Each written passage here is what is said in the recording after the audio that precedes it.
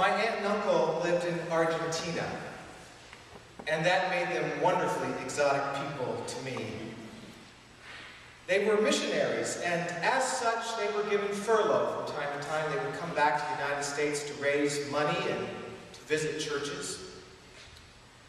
One of those times when they came back on furlough, they came to visit us, my family. I was dazzled by them, I really was, and their strange accent, their other world. My cousins about my age were virtual strangers from me, ambassadors from this other world. During their 2-week visit, I took my oldest cousin to school with me for show and tell. I did indeed. Other kids brought a favorite book or a beloved toy or something their dad had helped them make in the garage, but not me. I brought this boy from a distant land who smiled a lot and taught my class Spanish words. It was, without a doubt, the best show and tell that the Thomas Jefferson Elementary School had ever seen. Much later, my aunt and uncle moved back to the United States. My uncle became a pastor, and they lived in Muncie, Indiana. One Thanksgiving, we all descended upon their house for the traditional American Thanksgiving feast, but with a South American swing. So it was turkey and dressing and rice and beans. It was pumpkin pie and something called cornmeal pie, which is really delicious. But before we ever got to the feasting, there was a major fighting that happened in that family. You see, my grandparents arrived from Ohio and they were settling into their bedroom for a few days when my uncle announced to them that he had invited some other people to join us on Thanksgiving Day. And my grandmother was not amused. Thanksgiving is about family, not strangers, she said. And so my uncle, being a preacher, decided to use guilt on my grandmother to try to convince her to see it his way. He told her, and it was true, that these were some widows from his church, and if they did not eat with us, they would eat alone. My grandmother dropped it. I mean, who can argue with inviting widows to Thanksgiving dinner? Right? It's just the right thing to do, isn't it? It's the right thing to do. And so with that story, I welcome you all to the season of doing the right thing.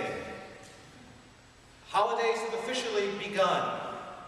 And if we have not been yet, we will be cajoled by ringing bells and sentimental emails and guilt-provoking appeals calling upon us to be generous and kind in this season of goodwill.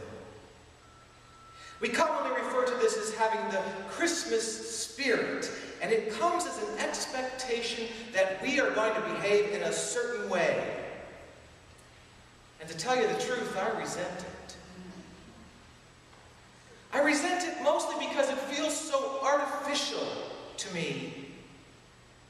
It's almost as if we can absolve ourselves of our regular selfishness and greed if just this one time a year we can be kind to strangers.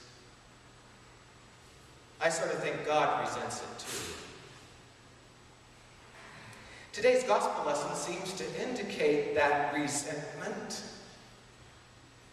The story of the sheep and the goats and the last judgment is one of 5 apocalyptic stories with which the evangelist Matthew concludes his gospel. 5 powerful stories. Scholars hypothesize that these 5 stories are intended by Matthew to be a new kind of Torah for the Christian community. 5 foundational teachings paralleling more or less the 5 books of Moses, Genesis, Exodus, Leviticus, Numbers, and Deuteronomy. In other words, these stories are a new and different spin on an old story about how we are supposed to live with one another in this world. And in each of these 5 stories, clear choices are laid out before us. Choose rightly, and you'll live well. Choose wrongly, and you will suffer judgment. Well, we don't like to talk about judgment very much, especially when it involves the fires of hell, as it does in this story. But we do like this story. Before we ever get to the hellfire part, we like this story. We progressive people quote from this story on a regular basis in order to shore up our view that the gospel is really more about doing than believing. It's about deed, not creed. A few years ago, the mission committee of this church designed this beautiful grant application that included these very words from Matthew 25. I was hungry and you gave me food. I was thirsty. You gave me something to drink. I was a stranger. You welcomed me. I was naked. You put clothes on my back. I was sick. You took care of me. I was in prison and you visited me. Matthew 25 is Jesus' call for us to have the holiday spirit 365 days a year. And so we try, right?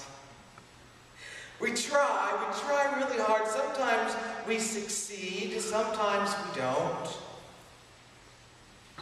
The problem with trying really hard to always do the right thing is that, first of all, it can be very frustrating to realize your humanity, and second of all, if you have a pretty good spade at it, if you're good at doing the right thing for any amount of time, you come very close to falling into a trap that theologians call works righteousness.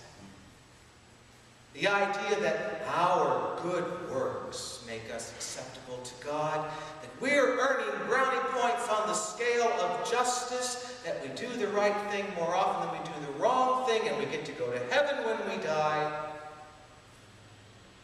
And without ever meaning to, if you believe that way and think that way, if you think that we progressive people sort of get it more than others, well then, you're apt to catch a case of spiritual smugness. We get it. Other people don't, but we do. But this story of Jesus is not really about people trying to be good.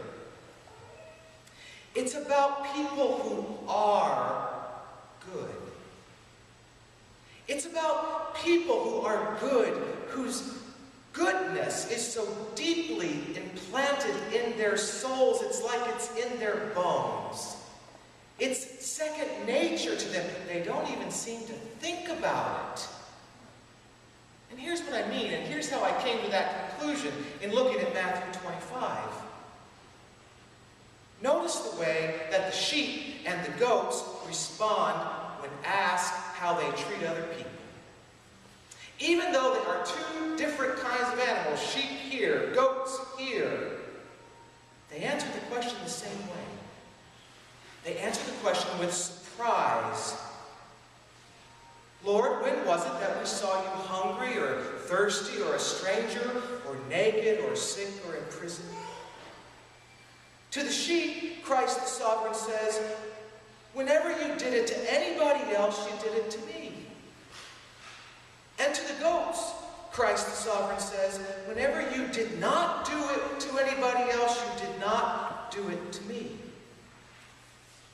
Now, I have always understood, having grown up with this story, that the goats were shocked to discover that their selfishness was a direct affront to the Christ incarnated in the needs of the world. They had no idea that they were withholding food from a hungry Jesus. That they were keeping the clothes of a naked Jesus or not giving shelter to a tired Jesus. But the sheep who did the right thing, they were also surprised. It's almost as if they had forgotten that Christ would be found in every human need. God. They were not expecting a reward for doing the right thing. And so they too respond with surprise. Well, Lord, what do you mean? When was it that we ever saw you hungry or thirsty? When did we ever see you a stranger and welcome you, or naked and give you clothing? When were you ever sick, Jesus, when we went to visit you? Their answer is authentic, without thought of reward. Well, that's nice for the sheep. But I'm not there, are you? I still think about my reward. I still have to try to be nice. So my question is, how do we move from kindness as an obligation to kindness that is the most natural thing in the world? Second, nature. Recently I had to start wearing progressive lenses. My old glasses just weren't cutting it in this pulpit. I could not look down at the pages and then look up at you at the same time. It made me dizzy. The optician warned me that once I started to wear them, it would take me some time before I got used to looking out of the right place in the glass in order to see down the block or the book in my hand. And for about a week, I really struggled with that. I was dizzy all the time, and subway stairs were mighty treacherous. But then one day I realized that my eyes were moving to all the right places without my having to think about it.